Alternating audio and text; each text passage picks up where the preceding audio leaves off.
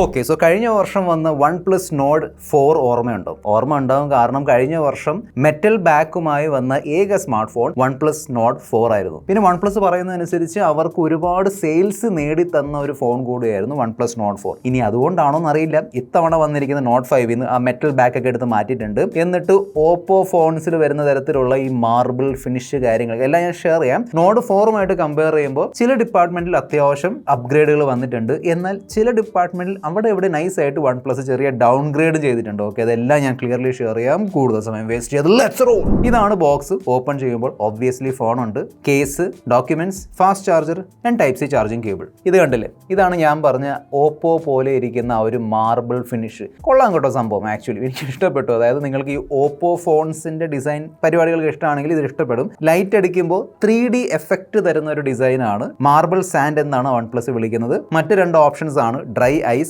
And phantom grey. ഇപ്പോൾ ഒരുപാട് ഫോണുകൾ ഈ സ്ലിം ലൈറ്റ് വെയിറ്റ് ഫോം ഫാക്ടറിൽ വരുന്നതുകൊണ്ട്, ആ പറഞ്ഞ ഫോണുകൾ ഞാൻ ടെസ്റ്റ് ചെയ്യുന്നതുകൊണ്ട് ഈ ഫോൺ കയ്യിലെടുത്തപ്പോൾ ചെറിയൊരു ഹെവി ഫീൽ എനിക്ക് തോന്നി. അതായത് 212 ഗ്രാം ആണ് വെയിറ്റ്. സോ ലേശം വെയിറ്റ് ഉണ്ട്. അതിനോടൊപ്പം തന്നെ തിക്നെസ് ഉണ്ട്. 8.1 mm ആണ് തിക്നെസ്. ബട്ട് യെസ്, കുറച്ച് ദിവസം ഉപയോഗിക്കുമ്പോൾ നമ്മൾ തീർച്ചയായിട്ടും യൂസ് ടു ആവും. ഫോണിന്റെ ബാക്കിൽ ഗ്ലാസ് മെറ്റീരിയൽ ആണ് വരുന്നത്. പ്രൊട്ടക്ഷൻ ഉണ്ടോ ഇല്ലയോ എന്ന് അറിയില്ല, OnePlus എടുത്തെന്ന് പറഞ്ഞിട്ടില്ല. ഫോണിന് ചുറ്റുമുള്ള ഫ്രെയിം പ്ലാസ്റ്റിക് ആണ്. കഴിഞ്ഞ വർഷം വന്ന Nord 4 മെറ്റൽ ബാക്കും മെറ്റൽ ഫ്രെയിം ആയിരുന്നു. സോ അവിടെ OnePlus ചെറിയ രീതിയിലുള്ള ഡൗൺഗ്രേഡ് ചെയ്തിട്ടുണ്ട്. പിന്നെ Nord 4 വന്നതുപോലെ ഈ ഒരു ഫോണും IP65 dust and splash resistant റേറ്റിംഗുമായാണ് വരുന്നത്. അപ്പം മിക്ക എല്ലാ ഫോണുകൾ, ഈ പ്രൈസിൽ വരുന്ന മിക്ക എല്ലാ ഫോണുകളും ഒന്നെങ്കിൽ IP68 അല്ലെങ്കിൽ IP69 റേറ്റിംഗുമായാണ് വരുന്നത്. Flat frame and box design ആണ് കൊടുത്തിരിക്കുന്നത്. പക്ഷേ എഡ്ജസ് അവർ കർവ് ആക്കി വെച്ചിരിക്കുന്നതുകൊണ്ട് അങ്ങനെ കയ്യിലെടുക്കുമ്പോൾ കുത്തലൊന്നുമില്ല, കംഫർട്ടബിൾ ആണ്. ഫോണിന്റെ റൈറ്റ് സൈഡിൽ volume rocker and power button ഉണ്ട്. മേളിൽ IR ബ്ലാസ്റ്റർ കൊടുത്തിട്ടുണ്ട്, that is nice. Noise cancellation mic ഉണ്ട്. ഇതാണ് top firing speaker slot. Left side നോക്കുകയാണെങ്കിൽ നമ്മൾ OnePlus 13s കണ്ട ഒരു പുതിയ ബട്ടൺ ഉണ്ടല്ലോ, അതായത് അലേർട്ട് സ്ലൈഡറിന് പകരം വന്നിരിക്കുന്ന ബട്ടൺ, അത് ഇവിടെ വന്നിട്ടുണ്ട്. അതിന്റെ ഫീച്ചേഴ്സും ഫംഗ്ഷൻസ് ഒക്കെ എക്സാക്ട്ലി സെയിം ആണ്. ഞാനത് ഓൾറെഡി പറഞ്ഞിട്ടുണ്ടായിരുന്നു, എന്നാലും ഈ വീഡിയോയിൽ ഒന്നുകൂടെ കാണിച്ചു തരാം. ഓക്കെ, താഴെ നോക്കുകയാണെങ്കിൽ സിം ട്രേ ഉണ്ട്. Yes, dual nano SIM slot ആണ്. Mic, USB Type-C port and bottom firing speaker slot. So ഈ പുതിയ കീ അല്ലെങ്കിൽ ബട്ടണിനെ കുറിച്ച് ഇപ്പോൾ തന്നെ പറഞ്ഞുതരാമല്ലേ, എന്തിനാ വെറുതെ ലേറ്റ് ആക്കുന്നത്. സോ സംഭവം എന്താണെന്ന് വെച്ചാൽ, നമ്മുടെ ഐഫോൺസിൽ വരുന്ന ബട്ടൺ ഉണ്ടല്ലോ, ആക്ഷൻ കീ, ആ സെയിം സംഭവമാണ് ആക്ച്വലി. കണ്ടില്ലേ, സെറ്റിംഗ്സിൽ കയറി നോക്കുമ്പോൾ ആ ഒരു ആനിമേഷൻസ് ആണെങ്കിലും ലേ ഔട്ട് ആണെങ്കിലും നല്ല സിമിലാരിറ്റി ഉണ്ട്. പ്ലസ് കീ എന്നാണ് OnePlus ഇതിനെ വിളിക്കുന്നത്. സോ ഇത് വെച്ച് നോക്കുകയാണെങ്കിൽ sound and vibration, do not disturb, camera, torch, recorder, translate, screenshot, അല്ലെങ്കിൽ വെറുതെ വെക്കാം. ഓക്കെ, സോ ഈ പറഞ്ഞ കാര്യങ്ങളൊക്കെ നമുക്ക് അസൈൻ ചെയ്യാൻ പറ്റും. നിങ്ങൾ എൻ്റെ OnePlus 13s വീഡിയോ കണ്ടിട്ടുണ്ടെങ്കിൽ അതിൽ ഞാനൊരു ഇമ്പോർട്ടൻറ്റ്, ഇത് വെച്ച് നമുക്ക് ചെയ്യാൻ പറ്റുന്ന ഒരു ഇമ്പോർട്ടൻറ്റ് ഫീച്ചർ പറഞ്ഞിരുന്നത് അതായിരുന്നു മൈൻഡ് AI അല്ലെങ്കിൽ പ്ലസ് മൈൻഡ്. അതായത് മൈൻഡ് മൈൻഡ് AI ഫീച്ചർ OnePlusന്റെ ആ സെയിം ഫീച്ചർ ഈ ഫോണിൽ വരുന്നുണ്ട്. അതിനെക്കുറിച്ച് ഞാൻ നമ്മുടെ സോഫ്റ്റ്വെയർ അല്ലെങ്കിൽ AI സെഗ്മെന്റിൽ പറഞ്ഞുതരാം. 6.83 ഇഞ്ച് സൈസ് ഉള്ള 1.5K റെസൊല്യൂഷൻ സപ്പോർട്ട് ചെയ്യുന്ന ഒരു വലിയ OLED ഡിസ്പ്ലേ ആണ് തന്നിരിക്കുന്നത്. എനിക്ക് തോന്നുന്നു ഇതേ സൈസ് ഉള്ള ഇതേ ഡിസ്പ്ലേ ആണ് നമ്മൾ കഴിഞ്ഞ രണ്ട് ഫോൺസിലും കണ്ടത്. ഇപ്പൊ പുതിയ ട്രെൻഡിങ് ആണെന്ന് തോന്നുന്നു. 6.83 ഇഞ്ച് പോക്കോ F7 ഉണ്ടായിരുന്നു, അതിനുശേഷം Reno 14 Proയിൽ ഉണ്ടായിരുന്നു, ഈ ഫോണിൽ വന്നിട്ടുണ്ട്. 144 Hz വരെയുള്ള റിഫ്രഷ് റേറ്റ് ഈ ഒരു ഡിസ്പ്ലേ സപ്പോർട്ട് ചെയ്യുന്നുണ്ട് എന്നാണ് OnePlus പറഞ്ഞിരിക്കുന്നത്. പക്ഷേ ഇതിന്റെ സോഫ്റ്റ്വെയറും UI ഒക്കെ യൂസ് ചെയ്യുമ്പോൾ അവിടെ 120 Hz കിട്ടുള്ളൂ. ഓക്കെ, അവിടെ 144 Hz വരുന്നില്ല. ചില ഗെയിംസിൽ 144 FPS സപ്പോർട്ട് ചെയ്യുന്നുണ്ട്. ആ സമയത്ത് 144 Hz ആവശ്യം വരും. അതെങ്ങനെയാണ് ചെയ്യേണ്ടത് ഞാൻ ഗെയിമിംഗ് സെഗ്മെന്റിൽ പറഞ്ഞുതരാം. നല്ല ക്വാളിറ്റി ഉള്ള ഡിസ്പ്ലേ ആണ്. അതായത് കളേഴ്സ് ആണെങ്കിലും കോൺട്രാസ്റ്റ്, ബ്രൈറ്റ്നസ് അതൊക്കെ നല്ലതാണ്. 1800 Nitsൻ്റെതാണ് പീക്ക് ബ്രൈറ്റ്നസ്. നമുക്ക് വേണ്ടത് HBM ബ്രൈറ്റ്നസ് ആണ്, അതും അത്യാവശ്യമുണ്ട്. 1400 nits ആണ് HBM brightness. So outdoor indoor എവിടെ കൊണ്ടുപോയാലും ഡിസ്പ്ലേയുടെ ബ്രൈറ്റ്നസ് നിങ്ങൾക്ക് ഇനഫ് ആയിട്ട് തോന്നും. പിന്നെ ഫ്ലാറ്റ് ഡിസ്പ്ലേ ആണ്. ചുറ്റുമുള്ള ബെസൽസ് കണ്ടില്ല, നല്ല മിനിമം യൂണിഫോം ബെസൽസിലാണ് വരുന്നത്. തീർച്ചയായിട്ടും ഒരു ബ്യൂട്ടിഫുൾ ഡിസ്പ്ലേ ആണ് തന്നിരിക്കുന്നത്. HDR10+ സപ്പോർട്ട് ചെയ്യുന്ന ഡിസ്പ്ലേ ആണ്. നെറ്റ്ഫ്ലിക്സിലും കാണിക്കുന്നുണ്ട്. 3840 Hz PWM ഡിമ്മിങ്. അതായത് നമ്മൾ ഇതുവരെ കണ്ട ആ ഒരു സംഭവം ഉണ്ടല്ലോ, ബാക്കി ഞാനിപ്പോൾ മെൻഷൻ ചെയ്തില്ല, ബാക്കി ഫോൺസിൽ വരുന്ന 6.83 ഇഞ്ച് ഡിസ്പ്ലേ ആ സെയിം എല്ലാ ഫീച്ചേഴ്സ് ഈ ഫോണിലും വരുന്നുണ്ട്. സോ 3840 Hz PWM ഡിമ്മിങ് ഉണ്ട്, ഫ്ലിക്കറിംഗ് കുറയ്ക്കുന്ന ഫീച്ചർ. Aqua Touch 2.0 സപ്പോർട്ട് ചെയ്യുന്നുണ്ട്. അതായത് സ്ക്രീനിൽ വെള്ളം അല്ലെങ്കിൽ നനവ് അല്ലെങ്കിൽ നമ്മുടെ കയ്യിൽ വേർപ്പിന്റെ അംശങ്ങൾ അല്ലെങ്കിൽ എണ്ണമയം ഉണ്ടെങ്കിലും കുഴപ്പമൊന്നുമില്ല, ഇതിന്റെ ഡിസ്പ്ലേ നമുക്ക് ഈസിലി യൂസ് ചെയ്യാൻ പറ്റും. Out of the box pre applied screen പ്രൊട്ടക്ടറുമായാണ് വരുന്നത്. പിന്നെ ഈ phone life time green line display replacement പോളിസിയുമായാണ് വരുന്നത്. അതായത് സോഫ്റ്റ്വെയർ അപ്ഡേറ്റോ അല്ലെങ്കിൽ വെറുതെ ഇരിക്കുമ്പോൾ നിങ്ങളുടെ ഫോണിന്റെ ഡിസ്പ്ലേയിൽ, അതായത് ഈ ഫോണിന്റെ ഡിസ്പ്ലേയിൽ ഗ്രീൻ ലൈൻ വരികയാണെങ്കിൽ OnePlus ആ ഒരു ഡിസ്പ്ലേ ഫ്രീ ആയിട്ട് റീപ്ലേസ് ചെയ്ത് തരും. കൊള്ളാം. ഡ്യുവൽ സ്റ്റീരിയോ സ്പീക്കേഴ്സ് ആണ്, ഔട്ടൊക്കെ നല്ലതാണ്. വോളിയം അങ്ങനെ ഭയങ്കര വോളിയം ഉണ്ടെന്ന് പറയാൻ പറ്റില്ല, പക്ഷെ വരുന്ന സൗണ്ട് അത്യാവശ്യം നല്ല ക്വാളിറ്റി ഉള്ള സൗണ്ടാണ്. ക്വാൾകോം സ്നാപ്ഡ്രാഗൺ 8S Gen 3 ചിപ്സെറ്റുമായാണ് ഈ പുതിയ OnePlus Nord 5 വരുന്നത്. 8S Gen 3 എന്ന് പറയുമ്പോൾ ലേശം പഴയ ചിപ്സെറ്റാണ്. കഴിഞ്ഞ വർഷം മാർച്ചിൽ ഇറങ്ങിയ ചിപ്സെറ്റാണ്, അതായത് 8 Gen 3 ഇറങ്ങിയിരുന്നല്ലോ, അതിനുശേഷം ഇപ്പോൾ ഈ വർഷം 8 Elite വന്നില്ല, അതിനുശേഷമല്ല 8S Gen 4 വന്നത്. അതേ രീതിയിൽ കഴിഞ്ഞ വർഷം മാർച്ചിൽ എങ്ങാണ്ട് വന്ന ചിപ്സെറ്റാണ്. ചിപ്സെറ്റ് പവർഫുൾ ആണ്, എന്നാൽ നോഡ് 4ൽ സ്നാപ്ഡ്രാഗൺ 7+ Gen 3 ചിപ്സെറ്റ് ആയിരുന്നു. അതും ഈ ചിപ്സെറ്റും കമ്പയർ ചെയ്യുമ്പോൾ അങ്ങനെ ഭയങ്കരമായിട്ടുള്ള ഒരു അപ്ഗ്രേഡ് എന്ന് പറയാൻ പറ്റൂല. ടെക്നിക്കലി അപ്ഗ്രേഡ് ആണ്, അത് 7 ജനറേഷൻ ആയിരുന്നു, ഇത് 8 ജനറേഷൻ ആണ്. സോ ക്ലോക്ക് സ്പീഡ് ആണെങ്കിലും GPU ആണെങ്കിലും ഇമ്പ്രൂവ്മെന്റ് ഉണ്ട്. ഒരു കാര്യം എനിക്ക് ഇഷ്ടപ്പെട്ടു, ആ 8GB 128GB ഉണ്ടായിരുന്നല്ലോ നോട്ട് 4ൽ, അതൊക്കെ എടുത്ത് മാറ്റി ഇപ്പം 128GB ഇല്ല, സ്റ്റാർട്ടിംഗ് തന്നെ 256GB ആണ്. എന്നാൽ റാം ടൈപ്പ് ഓക്കെ ആണ്, LPDDR5X റാം ആണ്, ഗുഡ് ജോബ്. എന്നാൽ എന്തുകൊണ്ടാണ് UFS സ്റ്റോറേജിന്റെ വെർഷൻ ഡൗൺഗ്രേഡ് ചെയ്തത്? കഴിഞ്ഞ വർഷം 128GBയിൽ UFS 3.1 ആയിരുന്നെങ്കിൽ 256GBയിൽ UFS 4.0 ആയിരുന്നു. ഇത്തവണ ഏത് സ്റ്റോറേജ് എടുത്താലും എല്ലാത്തിലും UFS 3.1 സ്റ്റോറേജ് ആണ്. നമ്മുടെ നോർമൽ റെഗുലർ യൂസിൽ നിങ്ങൾ അറിയുമല്ലോ, UFS 3.1 ഫാസ്റ്റ് സ്റ്റോറേജ് തന്നെയാണ്. പക്ഷേ ലോങ് ടേം നോക്കുകയാണെങ്കിൽ it would have been better. UFS 4.0 ആയിരുന്നു കുറച്ചും കൂടി ബെറ്റർ. എനിവേ, ഞാൻ പറഞ്ഞതുപോലെ പവർഫുൾ ചിപ്സെറ്റ് ആണ്. 1.5-1.6 മില്യൺ ആണ് AnTuTu സ്കോർ. ഞാൻ ത്രോട്ട്ലിംഗ് ടെസ്റ്റ് ചെയ്ത് നോക്കിയിട്ടുണ്ടായിരുന്നു. 88% ആണ് ത്രോട്ട്ലിംഗ് സ്റ്റെബിലിറ്റി. നല്ല പച്ച ഗ്രാഫ് ആണ് കിട്ടിയിരിക്കുന്നത്. സോ OnePlus ഇതിന്റെ ഓപ്റ്റിമൈസേഷൻ നല്ലോണം ചെയ്തിട്ടുണ്ട്. പിന്നെ ഹീറ്റിംഗ് അല്ലെങ്കിൽ ഓവർ ഹീറ്റിംഗ് ഉണ്ടോ ഇല്ലയോ എന്ന് അറിയാൻ വേണ്ടി ഞാൻ അടുപ്പിച്ച് 2, 3, 4 തവണ AnTuTu ടെസ്റ്റ് റൺ ചെയ്ത് നോക്കിയിട്ടുണ്ടായിരുന്നു. 36, 37, 38 ഡിഗ്രി വരെ പോകുന്നുള്ളൂ. Cryo velocity vapour chamber cooling സംവിധാനം, അതായത് ഈ കമ്പനികൾ ഇടുന്ന പേര്. ഇനി cryo velocity vapour chamber cooling ഒക്കെ ഇവിടെ വരുന്നുണ്ട്, നല്ലോണം വർക്ക് ആവുന്നുണ്ട്. BGMIയിൽ out of the box extreme plus, അതായത് 90 FPS വേണ്ടിയുള്ള സപ്പോർട്ട് മാത്രമേ വരുന്നുള്ളൂ. ഓക്കെ, 8S Gen 3 ആക്ച്വലി അത്യാവശ്യം പവർഫുൾ ചിപ്സെറ്റ് ആണ്. 120 FPS ഈസിലി ഹാൻഡിൽ ചെയ്യാൻ പറ്റും ആക്ച്വലി. ഇനി അപ്ഡേറ്റ് വഴി വരാൻ സാധ്യതയുണ്ട്, I'm not sure. Anyway, ഞാൻ പറഞ്ഞില്ലേ ആ ഒരു ഡിസ്പ്ലേ സെഗ്മെന്റിൽ നമുക്ക് ഇതിന്റെ ഗെയിം ബാറിൽ കയറിയിട്ട്, പിന്നെ ഗെയിം ബാർ നോക്കുകയാണെങ്കിൽ നോർമലി OnePlus Oppo ഫോണിൽ വരുന്ന ഗെയിം ബാർ ആണ്. ഇവിടെ നമ്മൾ ഈ പെർഫോമൻസ് ബൂസ്റ്റിൽ പോയിട്ട് ഈ സെറ്റിംഗ്സ് ഓൺ ചെയ്താൽ ഇതാ കണ്ടില്ലേ, 144 FPS വരെ നമുക്ക് കളിക്കാൻ പറ്റും. കോൺസ്റ്റന്റ് 144 FPS ആണോ? അല്ല, 120 തൊട്ട് 144 വരെ ഇങ്ങനെ ഫ്ലക്ച്വേറ്റ് ആയിക്കൊണ്ടിരിക്കും. ഓക്കെ, എന്നാലും that is pretty high.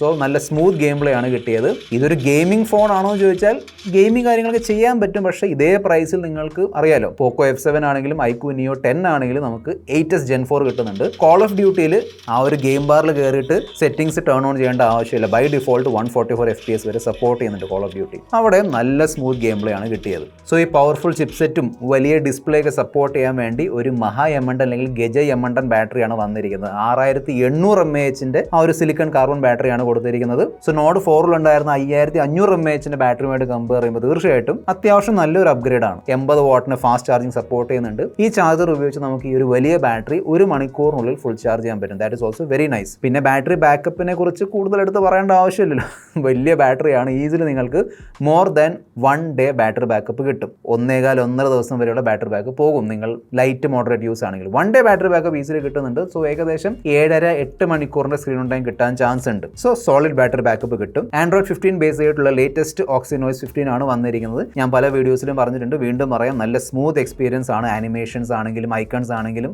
Overall one of the best software experience ആയിരിക്കും ഈ ഒരു പ്രൈസ് സെഗ്മെന്റിൽ. പ്രത്യേകിച്ച് നിങ്ങൾക്ക് OnePlusന്റെ Oxynoiseൽ താല്പര്യമുണ്ടെങ്കിൽ, Oxynoise എന്ന് പറയുന്നുണ്ടെങ്കിലും ColorOS ആണ്, എന്നാലും നല്ല എക്സ്പീരിയൻസ് ആണ് കിട്ടുന്നത്. ബ്രോഡ്വേസ് നോക്കുകയാണെങ്കിൽ ലിങ്ക്ഡിൻ ഉണ്ട്, ഫോൺ പേ ഉണ്ട്, ക്യാൻഡി ക്രഷ് ഒക്കെ ഉണ്ടല്ലോ. എനിവേ, ഇതെല്ലാം ഡിലീറ്റ് ചെയ്യേണ്ടി വരും. പിന്നെ നമ്മുടെ ആപ്പ് പിക്സ് എന്ന ആപ്പ് ഉണ്ടല്ലോ, അത് ഡിസേബിൾ ചെയ്താൽ അത് നമ്മുടെ ആപ്പ് ഡ്രോറും ഇങ്ങനെ മാറി കിട്ടും. പിന്നെ നമ്മൾ ഓൾറെഡി Reno 14 Pro എന്ന ഫോണിൽ കണ്ട ഫീച്ചർ ഉണ്ടല്ലോ, ആ വീഡിയോ കണ്ടില്ലെങ്കിൽ തീർച്ചയായിട്ടും കാണുക. ഓക്കെ, സോ ആ ഷെയർ ടു iOS അല്ലെങ്കിൽ ഷെയർ ടു macOS, അതായത് നമുക്ക് ഇങ്ങനെ ഐഫോണുമായിട്ട് ഇങ്ങനെ ചെയ്തിട്ട് നമുക്ക് ഡേറ്റ അല്ലെങ്കിൽ ഫോട്ടോസും വീഡിയോസും ഡോക്യുമെൻ്റൊക്കെ ട്രാൻസ്ഫർ ചെയ്യാൻ പറ്റും. ആ ഫീച്ചർ ഈ ഫോൺ സപ്പോർട്ട് ചെയ്യുന്നുണ്ട്, നല്ലോണം തന്നെ വർക്ക് ആവുന്നുണ്ട്. AI ഫീച്ചേഴ്സ് നോക്കുകയാണെങ്കിൽ നമ്മൾ ഈ ഫോണിൽ എന്തെങ്കിലും സ്ക്രോൾ ചെയ്തുകൊണ്ടിരിക്കുകയാണ്, പെട്ടെന്ന് നമുക്ക് ഇഷ്ടപ്പെടുന്ന ഒരു സംഭവം അല്ലെങ്കിൽ ഇമ്പോർട്ടൻ്റ് ആയ ഒരു കാര്യം നമ്മൾ കണ്ടു, എന്നിട്ട് ഇത് പ്രസ് ആൻഡ് ഹോൾഡ് ചെയ്താൽ ഈ ഒരു ആനിമേഷനോടുകൂടി നമ്മുടെ സ്ക്രീനിലുള്ള ആ ഒരു ഇൻഫോർമേഷൻ മൈൻഡ് സ്പേസ് എന്ന ഒരു ആപ്ലിക്കേഷനിൽ പോയി സേവ് ആവും. എന്നിട്ട് പിന്നീട് നമുക്കത് എടുത്ത് കാണാൻ പറ്റും. പിന്നെ നമ്മൾ സേവ് ചെയ്യുന്ന ആ ഒരു ഇൻഫോർമേഷനിൽ എന്തെങ്കിലും ഡേറ്റും ടൈം ഉണ്ടെങ്കിൽ, അത് ഈവൻ വാട്സാപ്പിൻ്റെ ചാറ്റ് ആണെങ്കിലും അവിടുന്ന് ഡേറ്റും ടൈം ഒക്കെ അത് എക്സ്ട്രാക്ട് ചെയ്തിട്ട് നമുക്ക് ഇത്തരത്തിലുള്ള ഒരു പ്രോംപ്റ്റ് കാണിക്കും. പിന്നെ ഈ കാണുന്ന AI സെർച്ച് ഫീച്ചർ ഉപയോഗിച്ച് ഈ ഫോണിൽ നമുക്ക് മൊത്തമായിട്ട് സെർച്ച് ചെയ്യാൻ പറ്റും. ഈവൻ ഈ ഫോണിൽ സ്റ്റോർ ചെയ്തിരിക്കുന്ന ഡോക്യുമെന്റ് ആണെങ്കിലും PDF നോട്ട്സ് ആണെങ്കിലും അതിന്റെ ഉള്ളിലേക്ക് കയറിയിട്ടും കാര്യങ്ങൾ സെർച്ച് ചെയ്ത് എടുത്തു തരുന്നുണ്ട്. നല്ലോണം തന്നെ വർക്ക് ആവുന്നുണ്ട്. It works very well. AI call assistant വരുന്നുണ്ട്. സോ നിങ്ങൾക്ക് നിങ്ങളുടെ കോളുകൾ ട്രാൻസ്ലേറ്റ് ചെയ്യാൻ പറ്റും. അതിന്റെ സമ്മറി എടുത്തു തരും. ഈ കാണുന്ന AI വോയിസ് സ്ക്രൈബ് ഉപയോഗിച്ച് മീറ്റിംഗ്സ് ആണെങ്കിലും ഇന്റർവ്യൂ ആണെങ്കിലും നമ്മൾ വാട്സാപ്പ്, സൂം അല്ലെങ്കിൽ ഗൂഗിൾ മീറ്റിൽ ചെയ്യുന്ന വീഡിയോ കോൾസ് ഉണ്ടല്ലോ, അവിടെ ചെയ്യുന്ന സംഭാഷണം നമുക്ക് വേണമെങ്കിൽ ടെക്സ്റ്റ് ആയിട്ട് നമുക്ക് സേവ് ചെയ്ത് വെക്കാൻ പറ്റും. അതിന്റെ സമ്മറിയൊക്കെ എടുത്ത് തരുന്നുണ്ട്. പിന്നെ ഗൂഗിൾ ജെമിനി ആണെങ്കിലും സർക്കിൾ ടു സെർച്ച് ആണെങ്കിലും ഈ പറഞ്ഞ ഫീച്ചേഴ്സ് എല്ലാം ഈ ഫോണിലും കൊടുത്തിട്ടുണ്ട്. 50 mega pixel plus 8 mega pixel dual camera setup ആണ് തന്നിരിക്കുന്നത്. നോട്ട് 4 ഉണ്ടായിരുന്ന സോണി LYT 600 പകരം ഇത്തവണ അതിന്റെ നെക്സ്റ്റ് ജനറേഷൻ ആയ സോണി LYT 700 സെൻസർ ആണ് വന്നിരിക്കുന്നത്. എന്നാൽ സെൽഫി ക്യാമറയിൽ കാര്യമായ അപ്ഗ്രേഡ് വന്നിട്ടുണ്ട്. 16 മെഗാ പിക്സൽ സെൽഫി ക്യാമറ എടുത്ത് മാറ്റിയിട്ട് ഇത്തവണ 50 മെഗാ പിക്സൽ സെൽഫി ക്യാമറയാണ് തന്നിരിക്കുന്നത്. അതുകൊണ്ട് മറ്റൊരു അപ്ഗ്രേഡ് വന്നിട്ടുണ്ട്. അത് ഞാൻ പറഞ്ഞുതരാം. ക്യാമറ പെർഫോമൻസ് കൊള്ളാം, ഇംപ്രൂവ്മെന്റ് ഉണ്ട്. സ്കിൻ ടോൺ ആണെങ്കിലും ഡീറ്റെയിൽസ് ആണെങ്കിലും നൈസ് ആണ്. ടെലിഫോട്ടോ ക്യാമറ ഒന്നും വരുന്നില്ല. സോ മെയിൻ ക്യാമറ വെച്ചാണ് 2x സൂം ചെയ്തിട്ട് ഫോട്ടോസും പോർട്രേറ്റ് ഫോട്ടോസ് ഒക്കെ എടുക്കുന്നത്. അതൊക്കെ നല്ലതാണ്, കാണാൻ നല്ല രസമുള്ള ഫോട്ടോസ് ആണ്. ചെറിയൊരു വാം ടോൺ ഉണ്ട് ഫോട്ടോസിൽ. ചിലർക്ക് അത് ഇഷ്ടപ്പെടും. സോ നിങ്ങൾക്കത് ഇഷ്ടമാണെങ്കിൽ നിങ്ങൾക്ക് ഇതിന്റെ ഫോട്ടോഗ്രാഫി പെർഫോമൻസ് ഇഷ്ടപ്പെടും. അങ്ങനെ മെയിൻ ക്യാമറ പെർഫോമൻസിൽ അങ്ങനെ വലിയ കംപ്ലൈൻസ് ഒന്നും ഞാൻ കണ്ടില്ല. 8 മെഗാ പിക്സൽ അൾട്രാവൈഡിനെ കുറിച്ച് ഇനി എന്താ പറയുക, ഞാൻ ആക്ച്വലി മടുത്ത്. ഇനി കമ്പനികൾ എന്നാണോ 8 മെഗാ പിക്സൽ എടുത്ത് മാറ്റിയിട്ട് അപ്ഗ്രേഡ് ചെയ്യുന്നത്? ചില കമ്പനികൾ തരുന്നുണ്ട്. ഓക്കെ, അതായത് മോട്ടറോള ആണെന്ന് തോന്നുന്നു 12 mega pixel 50 mega pixel ultrawide ഒക്കെ തരുന്നുണ്ട്. എനിവേ 8 മെഗാ പിക്സൽ അൾട്രാവൈഡ് ആയതുകൊണ്ട് ആ ഒരു ഡീറ്റെയിൽസും ആ ഒരു ക്ലാരിറ്റി പ്രതീക്ഷിച്ചാൽ മതി. മെയിൻ ക്യാമറ വെച്ച് നമുക്ക് 4K 60 FPS വീഡിയോസ് എടുക്കാൻ പറ്റും. വീഡിയോ ക്വാളിറ്റി ഒക്കെ ഓക്കെ ആണ്. സ്കിൻ ടോൺ കുറച്ചും കൂടി ബെറ്റർ ആക്കാമായിരുന്നു ഐ ഫീൽ. പ്രത്യേകിച്ചും 35,000 ആ പ്രൈസ് റേഞ്ചിൽ വരുന്ന ഫോണാണ്. എന്നാൽ നല്ല സ്റ്റേബിൾ വീഡിയോസ് ആണ് എടുത്തു തരുന്നത്. പിന്നെ ഇത്തവണ സെൽഫി ക്യാമറ അപ്ഗ്രേഡ് ചെയ്തതുകൊണ്ടാണോ എന്നറിയില്ല, നോട്ട് 4 ഉണ്ടായിരുന്ന 1080p 30 FPS സെൽഫി വീഡിയോസ് ഉണ്ടല്ലോ, അതിന് പകരം നമുക്ക് ഇത്തവണ 4K 60 FPS സെൽഫി വീഡിയോസ് എടുക്കാൻ പറ്റും. സോ ഇതാണ് OnePlus Nord 5ന്റെ 50 മെഗാ പിക്സൽ സെൽഫി ക്യാമറയുടെ 4K 60 FPS. സോ ഇതിൻ്റെ rear camera and front camera രണ്ടും വെച്ച് നമുക്ക് ഇത്തരത്തിലുള്ള സ്റ്റേബിൾ 4K വീഡിയോസ് എടുക്കാൻ പറ്റും. It's nice actually. എനിക്ക് ഇഷ്ടപ്പെട്ടു. നല്ലതാണ്. നേരിട്ട് കാണുമ്പോൾ നല്ല സ്കിൻ്റെ ടെക്സ്ചർ ആണെങ്കിലും ഒരു നല്ല രസമുണ്ട്. അപ്പോൾ നല്ല സെൽഫി വീഡിയോസാണ്. സോ നിങ്ങൾക്ക് 4K 60 FPSൽ വ്ളോഗിംഗ് ഒക്കെ ചെയ്യാൻ താല്പര്യമുണ്ടെങ്കിൽ, നല്ല ലൈറ്റൊക്കെ ഉണ്ടെങ്കിൽ നല്ല വീഡിയോ ക്വാളിറ്റി കിട്ടുന്നുണ്ട്. വലിയ ഇഷ്യൂ ഒന്നുമില്ല. സെൽഫി ക്യാമറ പെർഫോമൻസിൽ തീർച്ചയായിട്ടും ഇമ്പ്രൂവ്മെന്റ് ഉണ്ട്. ഫോട്ടോഗ്രാഫി ആണെങ്കിലും വീഡിയോഗ്രാഫി ആണെങ്കിലും. പിന്നെ ഇതിന്റെ main camera and selfie camera രണ്ടും വെച്ച് നമുക്ക് ഇത്തരത്തിലുള്ള 1080p റെസൊല്യൂഷനിൽ ബൊക്കെ അല്ലെങ്കിൽ പോർട്രേറ്റ് വീഡിയോസ് ഷൂട്ട് ചെയ്യാം. ക്യാമറ ബേസ്ഡ് AI ഫീച്ചേഴ്സ് നോക്കുകയാണെങ്കിൽ AI റീകമ്പോസ് ഉണ്ട്. അതായത് നമ്മുടെ ഫോട്ടോയുടെ ഫ്രെയിമിംഗ് കുറച്ചും കൂടി ബെറ്റർ ആക്കും. അതുപോലെ തന്നെ AI detail boost, AI eraser, AI അൺബ്ലർ, പിന്നെ റിഫ്ലക്ഷൻസ് എടുത്ത് മാറ്റി തരുന്ന AI റിഫ്ലക്ഷൻ റിമൂവർ ഒക്കെ ഇവിടെ തന്നിട്ടുണ്ട്. Wi-Fi 6 ആൻഡ് Bluetooth 5.4 ആണ് സപ്പോർട്ട് ചെയ്യുന്നത്. IR ബ്ലാസ്റ്റർ ഉണ്ട്. സോ നിങ്ങൾക്ക് നിങ്ങളുടെ വീട്ടിലുള്ള TV AC കൺട്രോൾ ചെയ്യാൻ പറ്റും. 11 5G ബാൻഡ് സപ്പോർട്ട് ചെയ്യുന്നുണ്ട്. എൻ്റെ ഇതുവരെയുള്ള യൂസിൽ നെറ്റ്വർക്ക് ആണെങ്കിലും കോൾ റിസപ്ഷൻ ആണെങ്കിലും കോൾ ക്വാളിറ്റി ആണെങ്കിലും അതിൽ ഇഷ്യൂ ഒന്നും ഞാൻ ഫേസ് ചെയ്തില്ല. അതൊക്കെ നല്ലോണം വർക്ക് ആവുന്നുണ്ട്. X ആക്സിസ് ലീനിയർ മോട്ടർ കൊടുത്തിരിക്കുന്നതുകൊണ്ട് നല്ല ഹാപ്റ്റിക് എക്സ്പീരിയൻസ് ആണ് കിട്ടുന്നത്. നോർമലി OnePlus ഫോണിൽ നല്ല ഹാപ്റ്റിക്സ് ആയിരിക്കും. ഇവിടെയും നല്ല ഹാപ്റ്റിക്സ് ആണ് കിട്ടുന്നത്. എല്ലായിടത്തും അത് OnePlus നല്ലോണം ഇൻറ്റിഗ്രേറ്റ് ചെയ്തിട്ടുണ്ട്. In display finger print scanner നല്ലോണം വർക്ക് ആവുന്നുണ്ട്. NFC സപ്പോർട്ട് ചെയ്യുന്നുണ്ട്. നിങ്ങൾക്ക് ഈ ഫോൺ ഉപയോഗിച്ച് ടാപ്പ് ആൻഡ് പേ ഒക്കെ ചെയ്യാൻ പറ്റും. സോ ഞാൻ ഈ ഒരു ഫോണിൻ്റെ, അതായത് OnePlus Nord 5ന്റെ എല്ലാം പ്രോസ് ആൻഡ് കോൺസും, പിന്നെ എവിടെയൊക്കെ അപ്ഗ്രേഡ് വന്നിട്ടുണ്ട്, എവിടെയൊക്കെ ഡൗൺഗ്രേഡ് വന്നിട്ടുണ്ട്, എല്ലാം ഞാൻ എക്സ്പ്ലെയിൻ ചെയ്തിട്ടുണ്ട്. സോ ഓവറോൾ നോക്കുകയാണെങ്കിൽ നല്ലൊരു ഓൾറൗണ്ട് സെറ്റപ്പ് ആണ്. പ്രത്യേകിച്ചും OnePlusന്റെ ഫോൺ. എനിക്കറിയാം ഒരുപാട് പേര് OnePlusന്റെ ഫോൺ മാത്രം ചോദിക്കുന്നുണ്ട്. ഒന്നെങ്കിൽ സോഫ്റ്റ്വെയർ എക്സ്പീരിയൻസ് കാരണമായിരിക്കും, അല്ലെങ്കിൽ OnePlusന്റെ ബ്രാൻഡിങ് ആയിരിക്കും. സോ നിങ്ങൾ അങ്ങനെയുള്ള ഒരു ഫോൺ 30,000 rupees നോക്കുന്നുണ്ടെങ്കിൽ, Nord 4 വന്നത് 30,000 rupees ആയിരുന്നു. സോ എനിക്ക് തോന്നുന്നു ഈ Nord 5ഉം മിക്കവാറും 30,000 താഴെയുള്ള പ്രൈസ് റേഞ്ചിൽ വരും. എക്സാക്ട് പ്രൈസും ഡീറ്റെയിൽസും ഞാൻ താഴെ ഡിസ്ക്രിപ്ഷൻ ബോക്സിൽ ഇട്ട് തരാം. സോ നമ്മുടെ ഈ Nord 5ന്റെ ലിറ്റിൽ ബ്രദർ ഉണ്ടല്ലോ, CE5, Nord CE5, എനിക്ക് ആക്ച്വലി ഇത് ഇഷ്ടപ്പെട്ടു. ഇതിൻ്റെ വീഡിയോ വരുന്നുണ്ട്. ഓക്കെ, മിക്കവാറും ഇന്ന് തന്നെ ഉണ്ടാവും. സോ അതിന് വേണ്ടി വെയിറ്റ് ചെയ്യുക. This is actually nice. ഇവിടെ ഒരുപാട് കാര്യങ്ങൾ OnePlus അപ്ഗ്രേഡ് ചെയ്തിട്ടുണ്ട്. സോ ഇതിൻ്റെ വീഡിയോ ഒന്ന് കണ്ടു നോക്കുക. നിങ്ങൾ 30,000 rupeesന്റെ താഴെ ഒരു OnePlus ഫോൺ നോക്കുന്നുണ്ടെങ്കിൽ. ഓക്കെ, സോ ഇതിൻ്റെ വീഡിയോ അപ്ലോഡ് ചെയ്തതിന് ശേഷം അതിൻ്റെ ലിങ്ക് ഞാൻ ഇവിടെ ഇട്ട് തരാം. തീർച്ചയായിട്ടും ക്ലിക്ക് ചെയ്യുക, ചെക്കൗട്ട് ചെയ്യുക. This your friend mister perfect tech signing off. By.